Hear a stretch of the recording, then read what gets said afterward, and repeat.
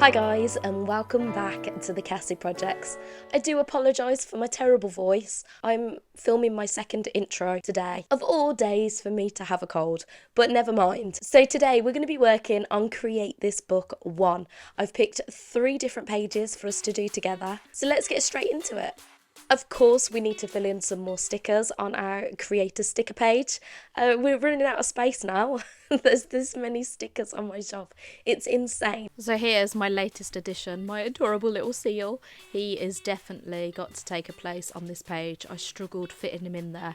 And of course, I'm going to put a few of my dark vegetables in because they're not in there yet. So I chose my little beetroot and my peas to go in there. Next up is create your least favourite. Now this page, of course I've been putting off for a very long time because I don't want to do my least favourite page. It just doesn't make sense to me. I was thinking maybe I could just do my least favourite things on this page. If you don't know this already, my least favourite things are bananas. I hate them with a passion. They're disgusting and horrible. Ugh, I hate them. I don't let anyone eat them in the house. They're repulsive. Even when I was a baby, I threw the bananas off the high chair because I would not eat them. The other thing that I absolutely detest are spiders. I might add a few spiders in the mix as well, if I can cope with looking at a picture of them. So this was one of the worst parts of having to do this, was having a look at the reference pictures. Just got a banana just sat on my iPad, and then I've got to have pictures of spiders sat there in front of me, and it's rank. So I started off with this sketch and then outlined it with my fine liner, and as you can see, I'm doing straight lines where there's the skin, but to show the inside of it, the gross inside of it, I do like a wiggly line. I'm adding yellow to the banana. I realised at this point the actual inner banana was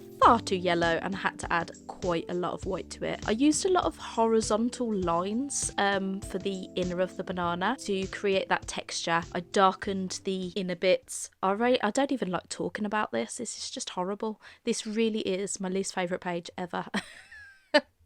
I hate that this is in my book. I'm adding a bit more brown to the skin part, and then I go in with this lovely orange colour for my background. I told you a few weeks ago that I have got a new product coming to my shop, and this is the dark vegetable notebook. So it's got all those dark vegetables on the notebook, and I've turned it into this lovely pattern. We've got a lovely colour ombre at the back from a yellow to a red, and I absolutely love it. It's gorgeous, and I've been looking forward to this arriving so I could show you all. These are now available at thecassieprojects.co.uk. You can even get your badges, your prints and your stickers to match. It's awesome. So now to add the disgusting spiders onto this page. So just found a few different reference pictures, which was horrendous. Quite like the one that was sat on the actual banana. Liked is the wrong word, but I think it looked more realistic.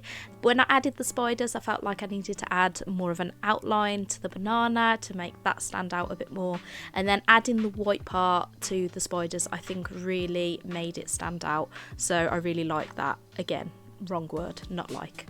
So that is my least favourite page complete, and I'm glad that I never have to do that again.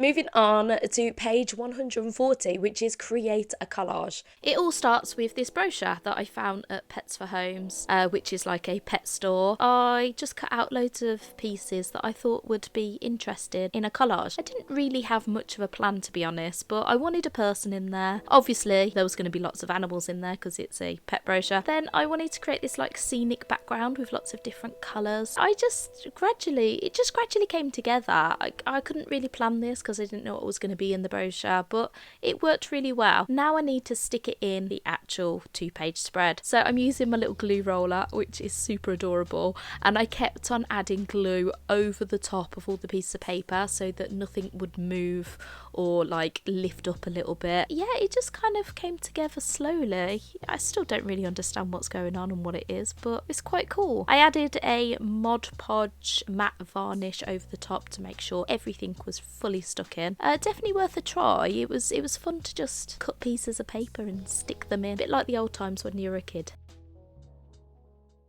This is an interesting one. This is create timed decoration. Now, I hate being timed. Everything always takes so much longer than I expect it to. I don't know if I'm doing the right thing for this, but I was thinking I could try out a second version of what I did in my sketchbook, where I just mashed up loads of different colours and added loads of patterns, and it was really, really fun, but it took me a lot longer than 10 minutes. But now I know what I'm doing, I might be able to just get it down nice and quickly. Now, I am going to have to stop the timer to let the paint dry in between layers, otherwise it just won't work at all. So I will not account for the drying time in that 10 minutes. So let's start the clock. Now I decided to use my jelly gouache for the background, and I'm just adding these shapes in there. Now I did a little bit of a plan on my iPad so that it would save a bit of time, because just sitting there and thinking takes up so much time. So when you've got a deadline of 10 minutes, you haven't got time to think. I'm adding all these shapes of colour in, and then I let that dry and then start my clock again.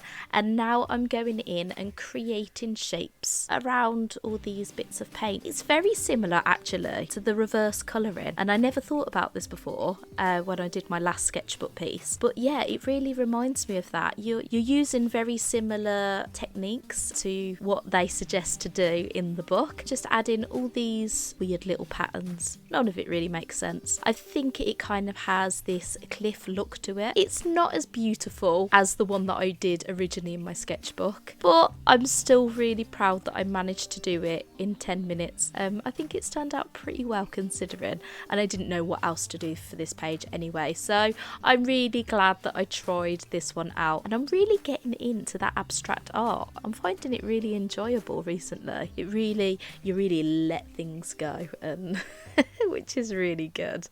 So there are my 3 pages this week, and I really enjoyed just being a bit random and just creating. Thank you so much for watching this video. I really hope you enjoyed it. Do carry on watching some more videos, and I will see you soon. Bye.